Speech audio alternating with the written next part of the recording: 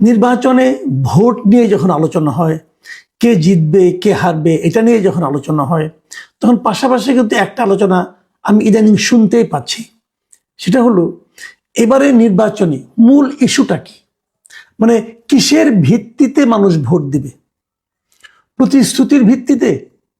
মানুষ কোন প্রতিশ্রুতিটা শুনতে চায়? মানে আপনি এমন একটা প্রতিশ্রুতি দিলেন যে চাউলের দাম 10 টাকা হয়ে যাবে, যেটা নাকি শেখ হাসিনা একবার দিয়েছিলেন। আপনি প্রতিশ্রুতি দিলেন সবার বাসায় প্রয়োজনীয় খাদ্য সামগ্রী পৌঁছে যাবে, যেটা বাস্তবায়ন করা কোনো সরকারের পক্ষে সম্ভব কিনা আমি জানি না। আপনি প্রতিশ্রুতি দিলেন সবাই বিদ্যুৎ ফ্রি পাবেন। এর চেয়ে ভালো কিছু আছে? এর চেয়ে ভালো কিছু নাই। কিন্তু কথা হলো এগুলি কি বাস্তবায়ন করা সম্ভব কিনা, এগুলির পেছনে কত টাকা লাগবে, যত টাকা লাগবে তত টাকা এই সরকার সংগ্রহ করতে পারবে কিনা। বেতন বাড়ানোর প্রতিশ্রুতি দেওয়া হয়েছে, এবার অল পে কমিশন ঘোষণা করা হয়েছে, সবার সরকারি কর্মচারীদের বেতন ডাবল হয়ে গেছে। আগামীতে যে সরকার আসবে তারা কি সেই টাকাটার সংস্থান করতে পারবে?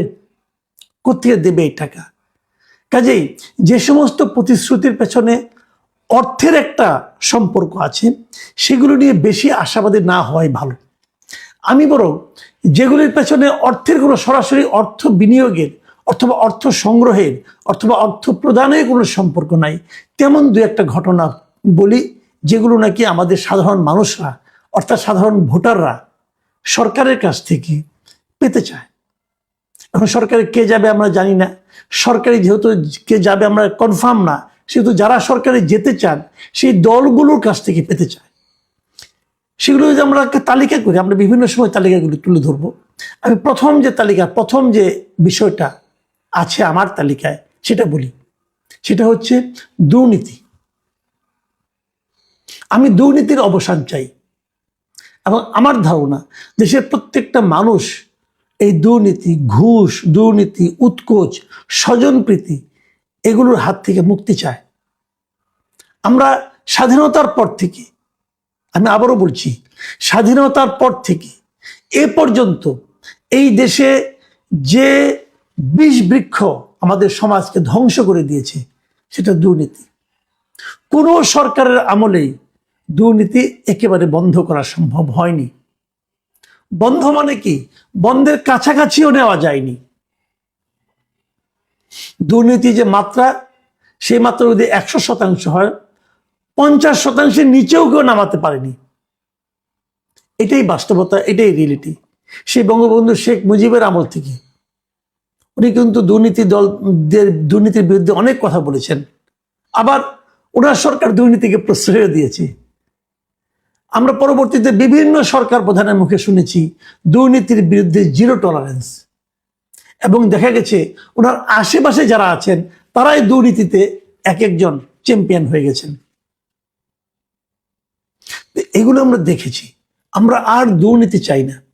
দেখেন, আমি নিজেও মনে করি, আমি অনেক নাগরিকের সঙ্গে আলাপ করেছি, অনেকের সঙ্গে কথা বলেছি।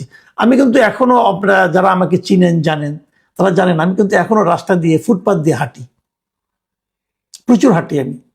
আমি ফুটপাথের ক্ষুদ্র ব্যবসায়ীদের জিজ্ঞাসা করেছি তারা কি চায়। অনেকের সঙ্গে আমার এমনিও মানে টুকটাক কেনাকাটা করতে গেলে আমি জিজ্ঞাসা করি, আলোচনা করি। ফুটপাথের ব্যবসায়ীদের বক্তব্য হলো ফুটপাথে বসতে তাদের, আমি যে রেটগুলো পেয়েছি, প্রতিদিন 200 থেকে 300, 400 টাকা পর্যন্ত ফুটপাথের এই ক্ষুদ্র ব্যবসায়ীদের চাঁদা দিতে হয়। এই চাঁদা কে নেয় বলেন? কে নেয়? আগে আওয়ামী লীগ নিত, ছাত্রলীগ নিত, যুবলীগ নিত, স্বেচ্ছাসেবক লীগ নিত, এখন কে নেয়? এই চাঁদার শেয়ার কোথায় কোথায় যায় কে না জানে। যে কোনো একটা র্যান্ডম একটা ব্যবসায়ীকে ডেকে জিজ্ঞাসা করেন, কারণ বাজারে যান, কারণ বাজারে যারা কাঁচা ব্যবসায়ী আছে তাদের জিজ্ঞাসা করেন আপনাদেরকে চাঁদা দিতে হয় কিনা, জিজ্ঞাসা করেন, দেখেন সবাইকে চাঁদা দিতে হয়। কাকে দেয় সে বলবে, আপনাকে নাম বলবে। সেই লোকটা কে? সেই লোকটার বড় ভাই কে আপনারা জানেন, খোঁজ নেন। পুলিশ জানে, সরকার জানে, রাজনৈতিক দলগুলো জানে। থামান না কেন? আপনারাই তো নির্বাচনে জয়ী হতে চান, থামান না কেন? একটা কাঁচামাল, ধরেন আপনি একটা সবজি, সেটা বগুড়া থেকে ঢাকায় আসবে, আস্তে আস্তে কত জায়গায় সেই সবজির ট্রাককে থামানো হয় এবং চাঁদা নেওয়া হয়। আগে নিত শ্রমিক লীগ, স্বেচ্ছাসেবক লীগ, যুবলীগ, আওয়ামী লীগের বিভিন্ন পান্ডারা এক এক জায়গায় এক একজন নিত। এখনো থামায়, এখনো চাঁদা নেয়। কারা নেয়? লীগ গেছে, দল আসছে, নেয় তো, থামান না কেন? এই চাঁদা আর কেউ দিতে চায় না। যে কারণে কি হয়, 40 টাকায় সবজি বগুড়ার থেকে কেনা হয়, ঢাকায় আসতে আসতে তার দাম হয়ে যায় 80 টাকা। তাহলে 80 টাকাতে যে কেনে, আপনি কিনেন, আমি কিনি, আমরাই কিন্তু চাঁদাটা আসলে দেই। কারণ যারা আমদানি করে, যারা ব্যবসায়ী, সবজি ব্যবসায়ী, তারা কিন্তু লস করে ব্যবসা করে না। যে চাঁদাটা দেয় তারা, সেই চাঁদাটা মুনাফা সহ আমাদের মতো প্রান্তিক গ্রাহকের কাছ থেকে তারা নিয়ে নেয়। আমরা এই চাঁদাবাজির অবসান চাই। পারবেন দিতে? তারেক রহমান বলেছেন দুর্নীতির টুটি চেপে ধরা হবে। শুনে আশাবাদী হয়েছি। পারবেন? বলেছেন, বলা সহজ, করে দেখান, এখনই করে দেখান। দেশে যত চাঁদাবাজি হয়, আমি যদি রাজনৈতিক দলের কথা বলি, রাজনৈতিক দলের যত চাঁদাবাজি হয়, আমি নিশ্চিতভাবে বলতে পারি, আপনিও খোঁজখবর নিয়ে দেখেন, তার বেশিরভাগ করে বিএনপি, তার অঙ্গ সংগঠন অথবা বিএনপির নামধারী ব্যক্তিরা। খোঁজ নেন, থামান, থামিয়ে দেখান যে আপনি টুটি চেপে ধরতে পারেন। তাহলে তো মুখের কথা থাকবে এবং এটা আপনাকে ডুবাবে। আমি বললাম, ইলেকশন এটা ফ্যাক্টর হয়ে দাঁড়াবে, আগামী নির্বাচনে এটাই ফ্যাক্টর হয়ে দাঁড়াবে। বিভিন্ন উপজেলা পর্যায়ে যান, জেলা পর্যায়ে যান, আগে সমস্ত ব্যবসা বাণিজ্য আওয়ামী লীগের দখলে ছিল। জাস্ট একটু তাকিয়ে দেখেন তো, সেই ব্যবসাগুলি কোথায় চলে গেছে, কাদের দখলে গেছে, একটু তাকিয়ে দেখেন।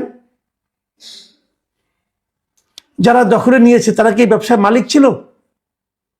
কি করে তারা ব্যবসাগুলি দখল করলো? এগুলো কিন্তু আপনি হয়তো, আমি একভাবে দেখি, আমি আরেকভাবে দেখি, কিন্তু ওই এলাকার মানুষ তারা তো সবাই জানে যে এই ব্যবসাটা আগে এমুকের ছিল, এখন এই ব্যবসাটা তার কাছে চলে গেছে। যার কাছে গেছে তার দলীয় পরিচয় তারা জানে। এটাই নির্বাচনে আগামীতে পার্থক্যটা করে দেবে। এই বিষয়গুলো পার্থক্য করে দেবে। যে কোনো, আপনি রাস্তায় যান, যানজট হয়, আপনি দেখেন রাস্তায় অবৈধ পার্কিং আছে কিনা? আছে। রাস্তা জুড়ে অবৈধ পার্কিং আছে। রাস্তার মধ্যে সার্বক্ষণিক সিটি কর্পোরেশন থামায় না কেন? কে চাঁদা নেয়? সিটি কর্পোরেশন নেয়? পুলিশ নেয়? কে নেয়? ট্রাফিক নেয়? নেয়। থামায় না কেন? এইটা যে থামাতে পারবে, মানুষ তাকে ভোট দিবে। এবং সেই থামানোর নমুনাটা যে দেখাতে পারবে, দেখাতে হবে নমুনাটা, যে আমি দেখাচ্ছি, যে দেখাতে পারবে, মানুষ যাকে মনে করবে যে এই লোকটা ক্ষমতায় গেলে এটা থামাতে পারবে, তাকেই মানুষ ভোট দিবে। এটাই রিয়েলিটি। আমি মাঠ পর্যায়ে ঘুরেছি, অনেকের সঙ্গে কথা বলেছি। আমি যেটা বললাম এটা আমার ব্যক্তিগত অভিজ্ঞতা থেকে বললাম। আপনারা আলাপ করে দেখেন, নিজেদের চামচাদের সঙ্গে আলাপ করেন না।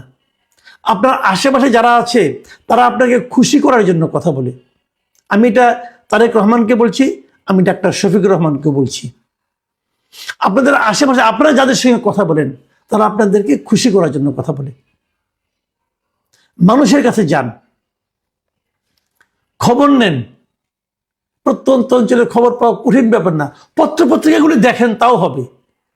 পত্রপত্রিকা খুলে আমরা তো সাধারণত ফ্রন্ট পেজ দেখি, ফ্রন্ট পেজ না, ভেতরের পেজ দেখেন, দেশের খবর দেখেন।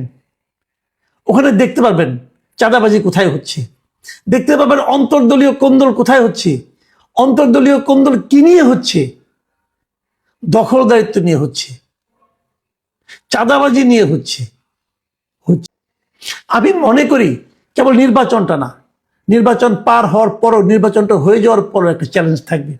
যারা নির্বাচিত হবেন, যারা সরকার গঠন করবেন, তাদের কাছে আমার রিকোয়েস্ট, এমনভাবে দুদককে পুনর্গঠন করেন যেন সরকারি দলের এমপিদেরকে, তারা সরকারি দলের লোককে এবং চাকরিরত সচিব টচিবদের পর্যন্ত দুর্নীতি তারা একটা তাদের বিরুদ্ধে মামলা করতে পারে, বিচার করতে পারে। যদি এমনভাবে দুদককে গঠন করতে পারেন, তাহলে কেবল দুর্নীতি কমবে। আর তা না হলে দুর্নীতি থেকে যাবে। দুর্নীতি যতদিন থাকবে ততদিন পর্যন্ত সাধারণ মানুষের অবিশ্বাস রাজনৈতিক নেতৃবৃন্দের প্রতি, রাজনৈতিক দলের প্রতি থাকবে।